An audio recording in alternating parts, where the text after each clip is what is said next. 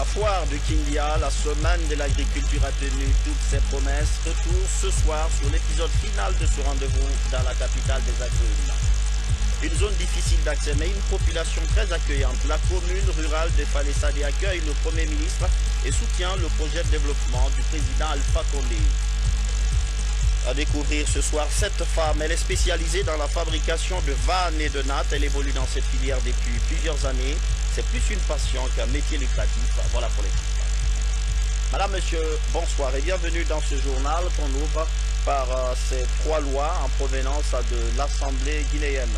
La première loi autorisant la ratification de l'accord sur la promotion et la protection des investissements entre les gouvernements de la République française et de la République de Guinée.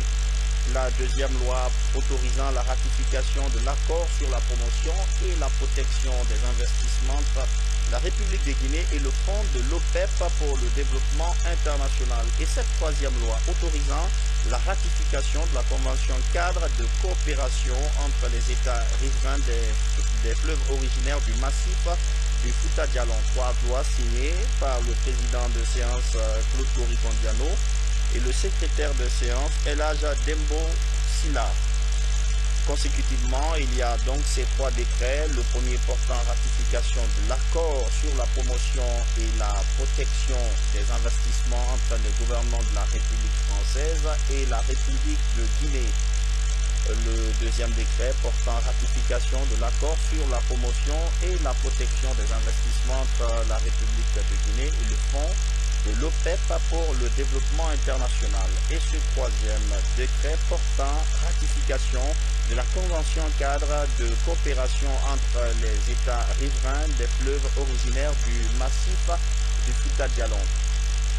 Cet autre décret portant création de l'École nationale d'administration. Le président de la République, vu la Constitution, décrète. Article 1er. Il est créé en République de Guinée une institution de formation spécialisée en administration et en gestion publique dénommée École nationale d'administration, en abrégé ENA. Article 2. Le siège de l'École nationale d'administration est fixé à Conakry. Il peut être transféré en tout autre endroit du territoire national. J'en viens à l'article 6. Les ministres de la fonction publique, de la réforme de l'État et de la modernisation de l'administration, de l'économie et des finances, de l'administration du territoire et de la décentralisation, du budget et de l'éducation nationale sont chargés, chacun en ce qui le concerne, de l'exécution du présent décret. Article 7. Le présent décret qui abroge toutes dispositions antérieures contraires prend effet à compter de sa date de signature et sera enregistré et publié au journal officiel de la République, Conakry le 18 mai 2015, professeur Alpha Condé. Cet autre décret portant nomination de préfet. Le président de la République, vu la Constitution, décrète. Article 1er. Les hauts cadres en service au ministère de l'administration du territoire et de la décentralisation, dont les prénoms et noms suivent, reçoivent les affectations ci-après. 1. Madame Aïcha Sako, précédemment préfète de Dubreka, est nommée dans les mêmes fonctions à Bofa en remplacement de M. Ibrahima Barbosa Souma, muté.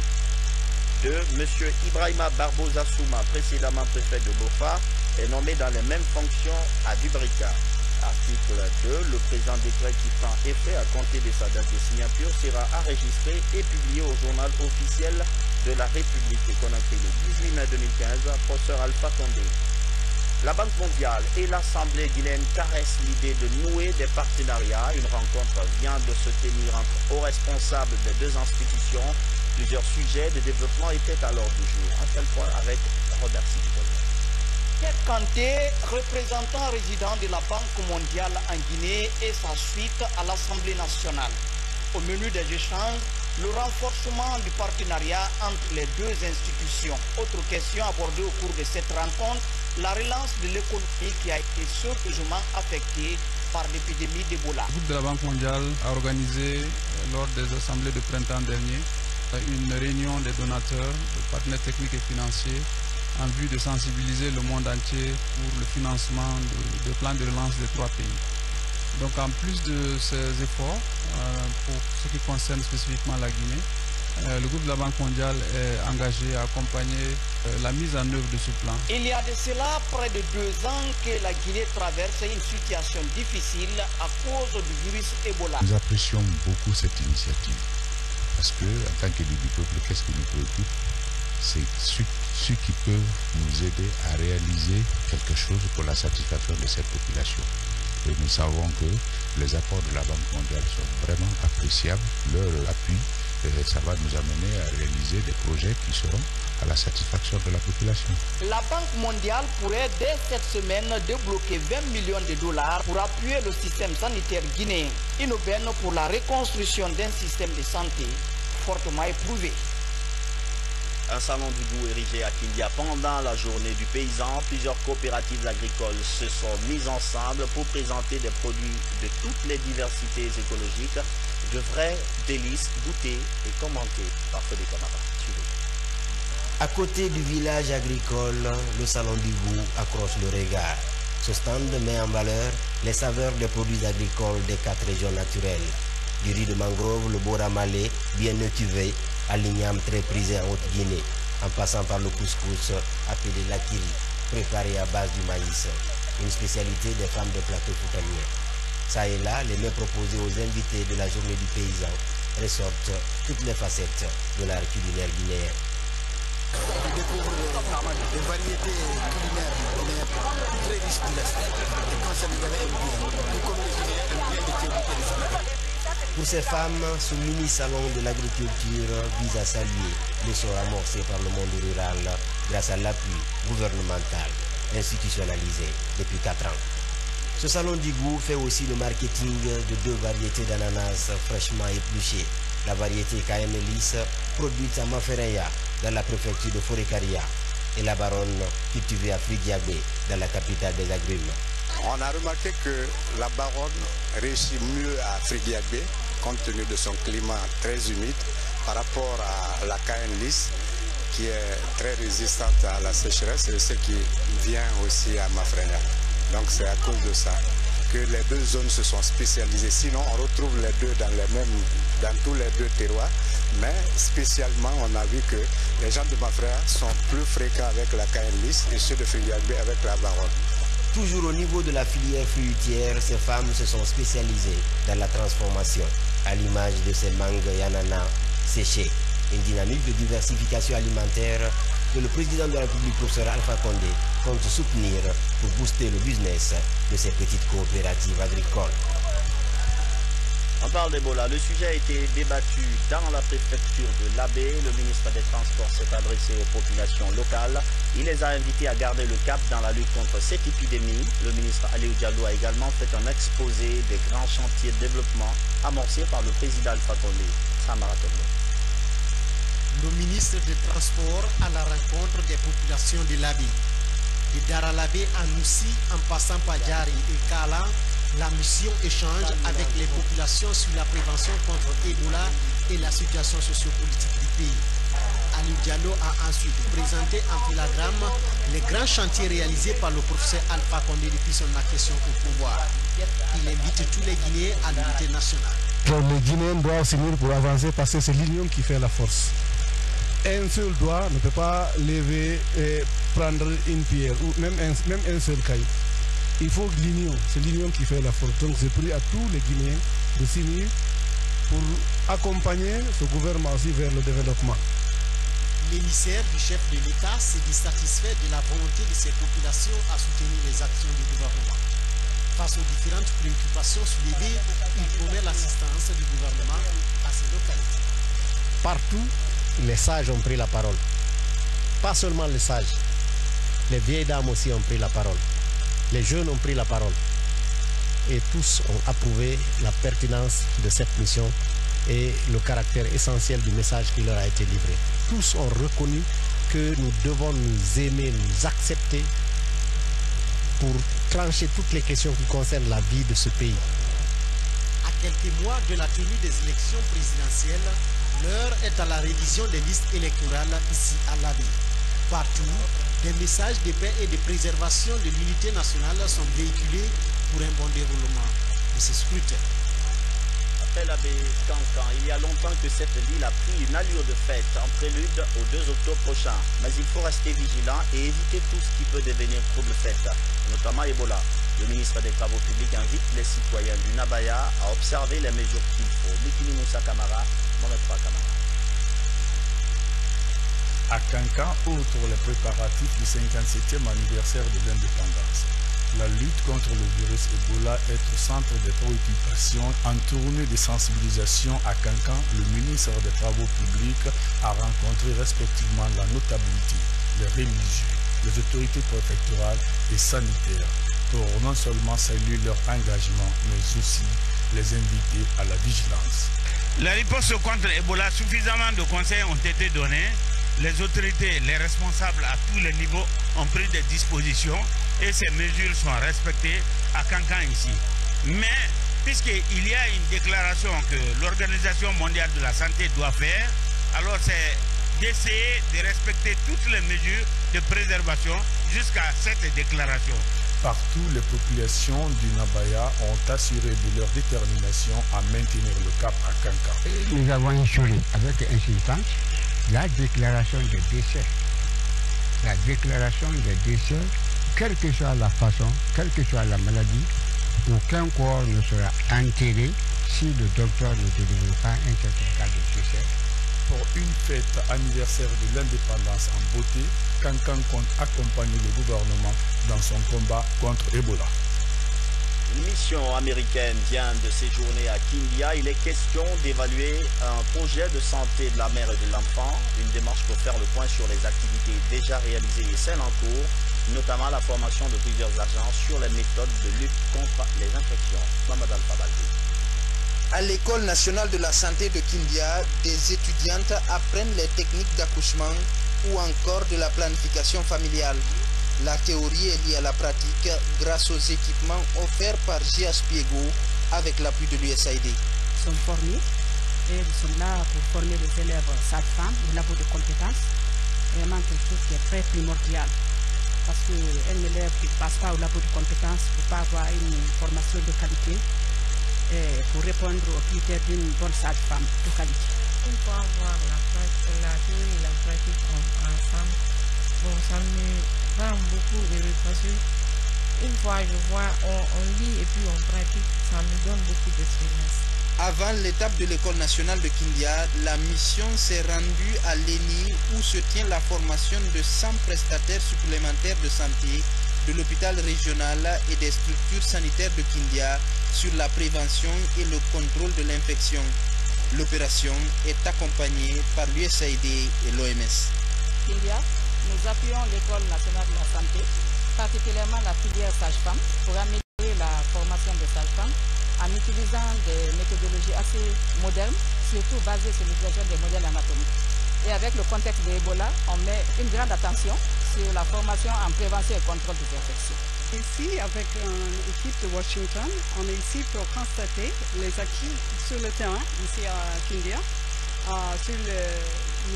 dans le volet de PCI. On travaille beaucoup avec les gens dans les centres sanitaires pour vraiment promouvoir une éducation sur comment éviter les infections pendant les prestations de services. Des documents ont aussi été fournis à l'école de santé de Kindia. Avec l'appui de ses partenaires, le projet de survie de la mère et de l'enfant compte contribuer à l'amélioration du système sanitaire guinéen en limitant les dangers liés à la santé de la mère et de l'enfant.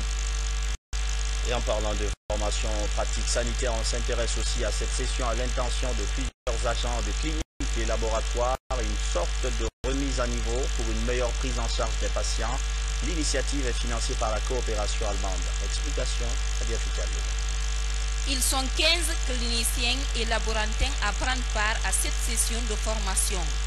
Des agents de santé venus des différentes structures sanitaires publiques du pays. Ils renforcent leurs connaissances sous la notion de diagnostic et de traitement des différentes pathologies. L'objectif est de créer davantage une corrélation entre cliniciens et laborantins dans les hôpitaux.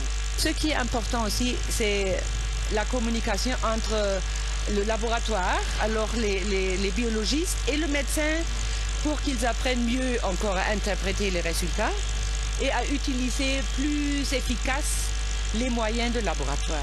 Alors pas seulement faire une goutte d'épaisse et le test Vidal, et puis on prescrit antibiotiques et un antipaludique et voilà, le malade peut voir. Cette session de formation est la deuxième du genre en Guinée. Durant 3 jours, participants et formateurs ont échangé sur les analyses biologiques des différentes maladies les plus fréquentes chez les patients. On sait reconnaître maintenant un infarctus du myocarde quand on reçoit un patient qui se plaint d'une douleur thoracique, d'une dyspnée. Vraiment, on sait vraiment s'orienter ce qu'il faut faire et ce qu'il ne faut pas faire.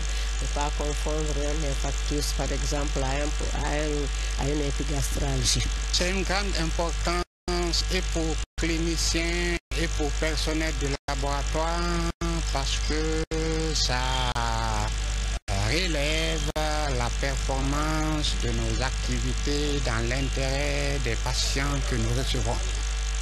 Après la formation, les participants auront la tâche de faire la restitution des enseignements reçus aux autres agents de santé de leurs hôpitaux respectifs.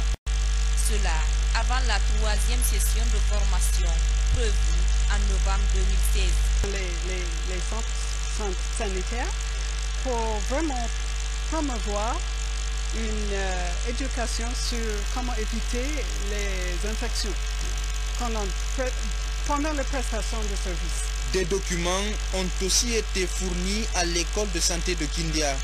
Avec l'appui de ses partenaires, le projet de survie de la mère et de l'enfant compte contribuer à l'amélioration du système sanitaire guinéen en limitant les dangers liés à la santé de la mère et de l'enfant.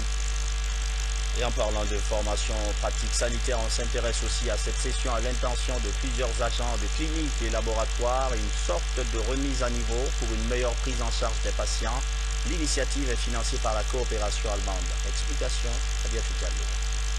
Ils sont 15 cliniciens et laborantins à prendre part à cette session de formation. Des agents de santé venus des différentes structures sanitaires publiques du pays. Ils renforcent leurs connaissances sur la notion de diagnostic et de traitement des différentes pathologies.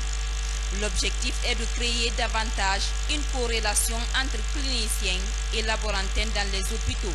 Ce qui est important aussi, c'est la communication entre le laboratoire, alors les biologistes et le médecin pour qu'ils apprennent mieux encore à interpréter les résultats et à utiliser plus efficace les moyens de laboratoire. Alors pas seulement faire une goutte d'épaisse et le test Vidal, et puis on prescrit antibiotiques et un antipaludique et voilà, le malade peut voir. Cette session de formation est la deuxième du genre en Guinée.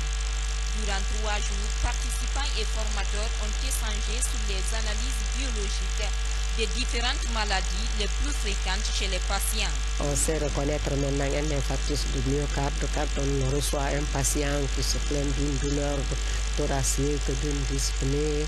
Vraiment, on sait vraiment s'orienter ce qu'il faut faire et ce qu'il ne faut pas faire.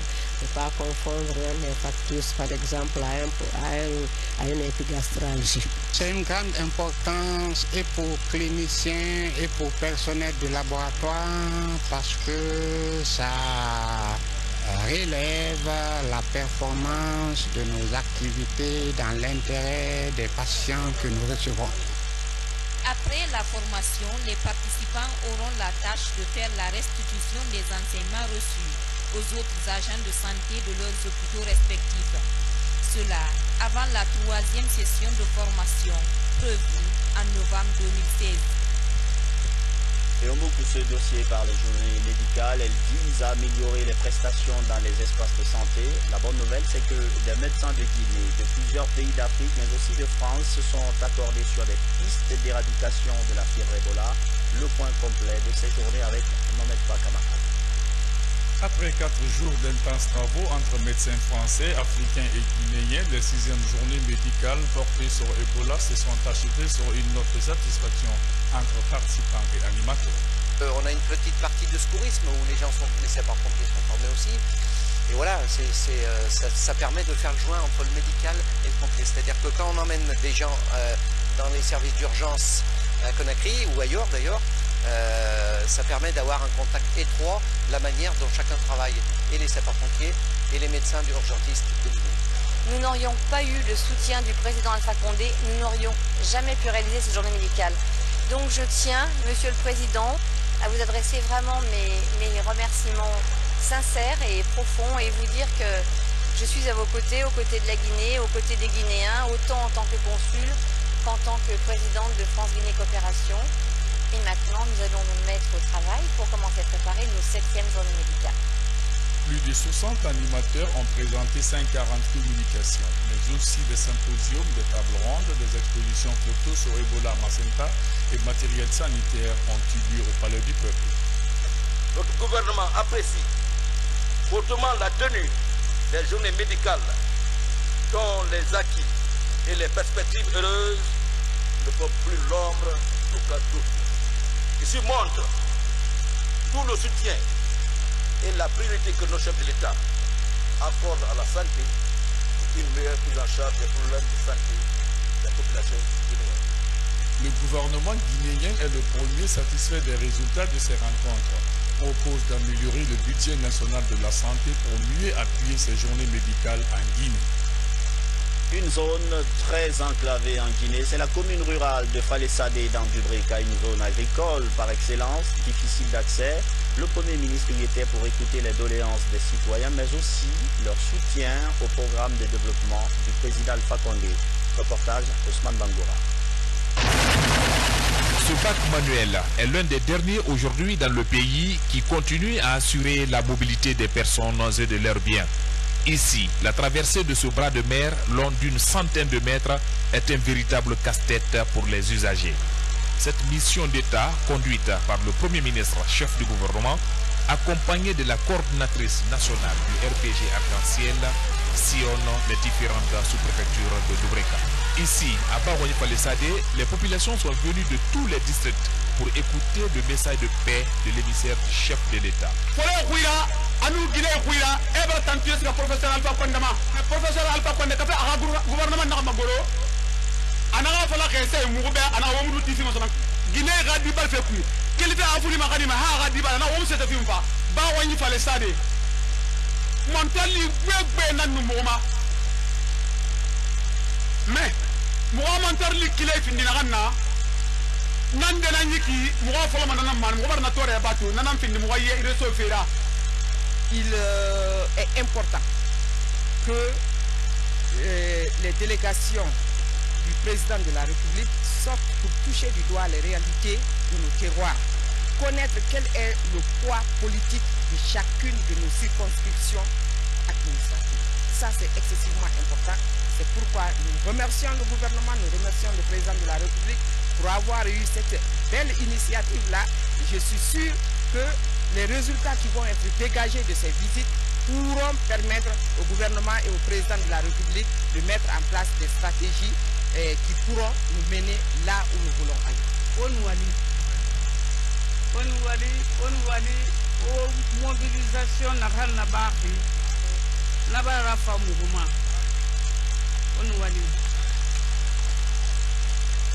et puis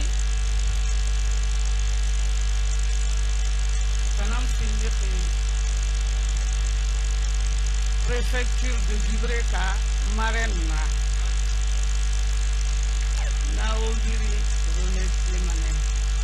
Nabara Fama, honneur Nana Kimbe, Onwali. Nakam Falap, Mawabek, Okasa, Oro Sanse, Wobiri. Akolo Mugani Mané, B tout le temps. Mais, nous comptons Mouma. Au bilan Kassa, au recensé. Il a mis, il gagne, il vote, il recensement n'a pas. Une recensé, une carte d'électeur dans ce moment. Nana Niema, une homme voté. Le Premier ministre Mohamed Seyd Fofana de Bahouani à Tondon dans l'Abaya, partout c'est le même message. Message de paix, de cohésion et l'unité nationale.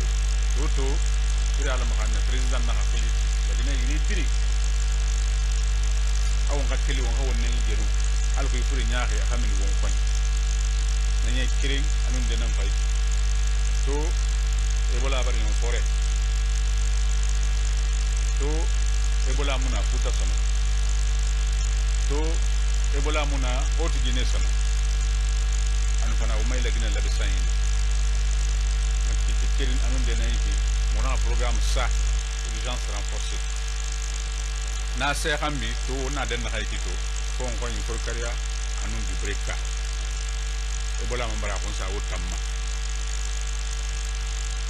ba ala hawna tanga mu faax na fala de wu bet kina la fema non dina fala ma be are ya ko ma wule tun fala be ba won ka o meni won kirin kamuna la gine de kabore biri na kay nani geru wo fanga won nani geru won katti ba jande biri kay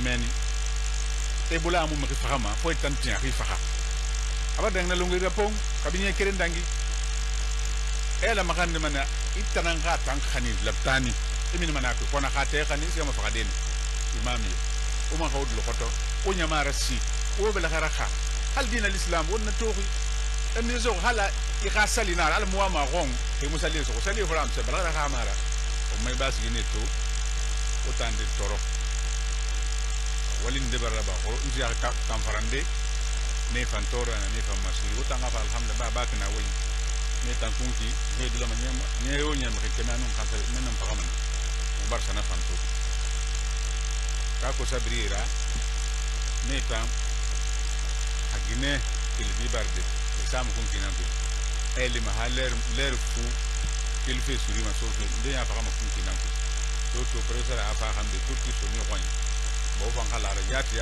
khawsa la ala wudan kanyama awa turki sam wa pensa me kono fo lo ali. Cette offensive de la délégation du Premier ministre Fofana dans les communes rurales de Dubrika, c'est une sorte de porte-à-porte pour lutter contre Ebola dans nos sous-préfectures et sensibiliser la population sur la préservation de la paix et de la quiétude sociale.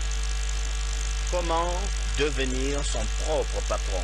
25 jeunes participent actuellement à une formation sur l'entrepreneuriat des affaires. Ce sont essentiellement des jeunes diplômés. Ils veulent apprendre à monter leurs propres affaires. L'initiative vient d'une ONG de la capitale, Kenayan Sali. Initier 25 jeunes sur l'entrepreneuriat est la toile de fond de cette formation. Elle est organisée par l'ONG Oser Innover en collaboration avec la GIDEP. Une formation qui vise à donner aux 25 jeunes participants les outils nécessaires pour le lancement d'une entreprise. Elle intervient aussi dans la promotion et le développement de l'entrepreneuriat privé.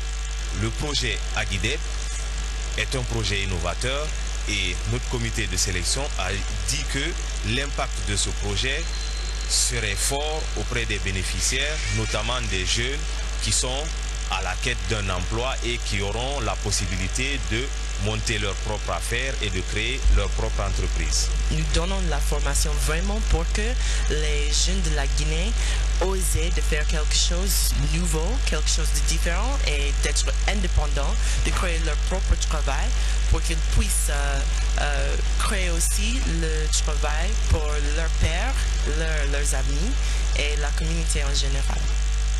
Ce programme d'une durée de 13 mois a pour objectif principal de promouvoir la culture de l'entrepreneuriat social avec un accent sur le développement des projets innovants dans le cadre de la sécurité alimentaire en Guinée. Et de nos jours, l'entrepreneurship vraiment est une bonne chose dans le cadre où vraiment ça aide un peu à vraiment avoir des bons plans d'affaires pour que les étudiants arrivent à monter leur propre business.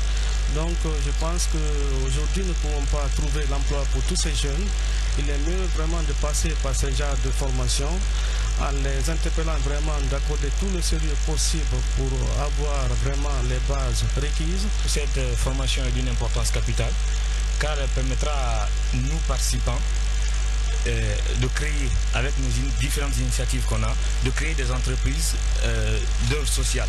C'est-à-dire des entreprises qui vont permettre aux jeunes d'aider les jeunes à avoir de l'emploi. L'ONG Oser Innover est une initiative de 7 anciens volontaires du corps de la paix en Guinée.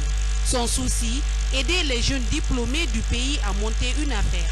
Elle est née en octobre 1997 et est basée à Kindia. Le programme qui évolue dans le secteur de l'agriculture fait le bilan de ses activités en 2014, des hauts et des bas, plusieurs points à améliorer donc. L'ONG PROMEG a également planifié son budget 2015 pour mieux accompagner la campagne agricole. Moussa Bangora. Cette première session de concertation des acteurs agricoles sur l'avancement du programme de renforcement des organisations consiste à faire l'état d'avancement et la mise en œuvre des activités menées par le projet en 2014, mais aussi planifier le budget de 2015 suivant le plan de campagne agricole. Pour 2014, RIAC a mis à notre disposition une enveloppe financière de 5 milliards, repartie par proportion et en fonction des demandes de chaque ONG et de chaque OM. Donc dans la réalisation des activités, une partie, soit 4 milliards, a été dépensée, ce qui correspond à 88% de la consommation budgétaire. Aujourd'hui, RGT a appuyé les producteurs dans ce programme pour que, sur le plan agricole, parce que nous avons une approche filière. Vous avez la production, vous avez la transformation, vous avez la commercialisation. Et par rapport à ça, le RGT comme ONG de service s'occupe de la production agricole. C'est une initiative de Trias et ses partenaires. L'objectif à terme est de prendre en charge 23 000 entrepreneurs locaux et agriculteurs familiaux afin qu'ils agissent collectivement. Il ne s'agit pas nécessairement d'une formation, mais plutôt d'un atelier de partage et de concertation. En fait, ce sont tous des partenaires ou des bénéficiaires du projet que nous appelons des acteurs clés. Ils viennent de la Haute-Guinée-Ouest et de la Basse-Guinée. Le projet va durer 3 ans. Il est financé par la coopération belge et l'Union européenne. Trias intervient dans la production agricole, la transformation, le stockage et la commercialisation des produits. Sur l'agriculture à suivre juste après le journal, une rétrospective sur les forces du secteur mais aussi les défis. Immersion dans 4 années d'activité avec Fodé Camara en fin d'édition. La préfecture de Lola a une passion, la fabrication de vannes et nattes, des activités génératrices de revenus. Pas trop élevé certes, mais satisfaisant. Je vous amène ce soir à la découverte d'une femme, 60 ans, très amoureuse de son métier. Abdoulaye Diallo nous la présente. Yaramama Kanania, la soixantaine révolue est spécialisée dans la fabrication de nattes, une des principales activités des populations de Lola. Née dans ce métier, elle dit avoir appris cette activité auprès de sa mère. Lorsqu'on a commencé déjà à natter, quand ma mère nattait, j'étais avec elle et je nattais avec elle. Et jusqu'à ce qu'elle a perdu la vie. Et je continue toujours à natter et je suis venu me marier dans cette famille.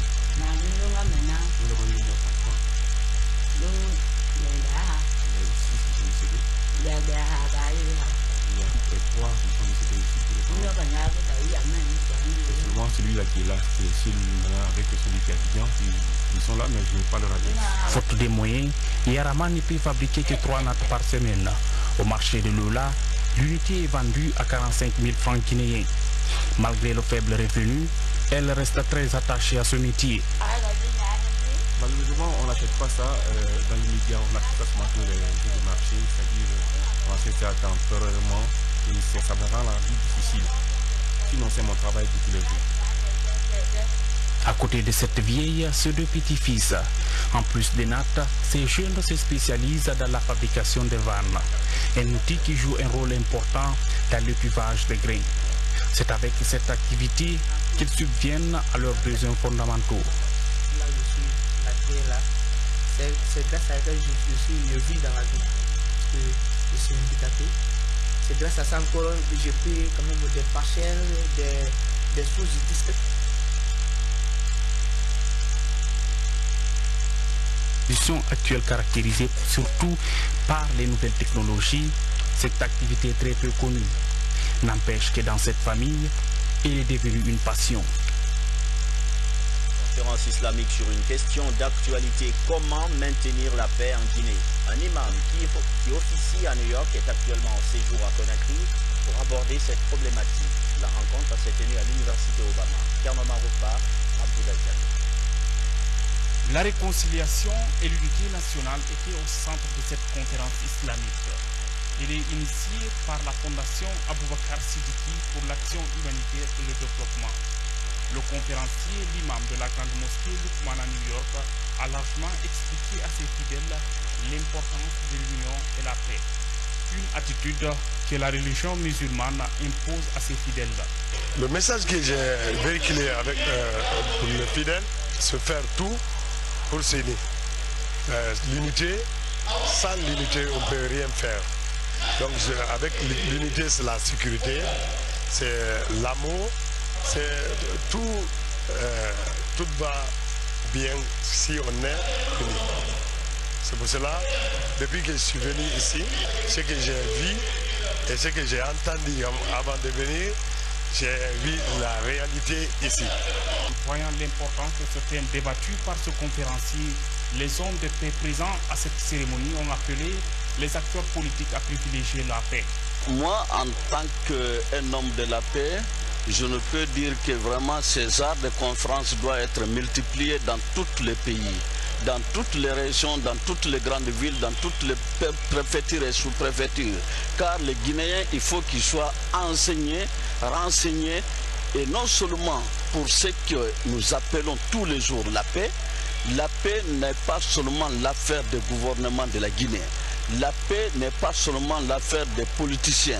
La paix n'est pas seulement pour l'opposition ou pour les opérateurs économiques, mais la paix appartient à tous les Guinéens. Pour pérenniser cette action, la Fondation compte démultiplier pareilles conférences dans les autres préfectures du pays. C'est la fin de cette édition d'information. Merci de l'avoir suivi. Bonsoir.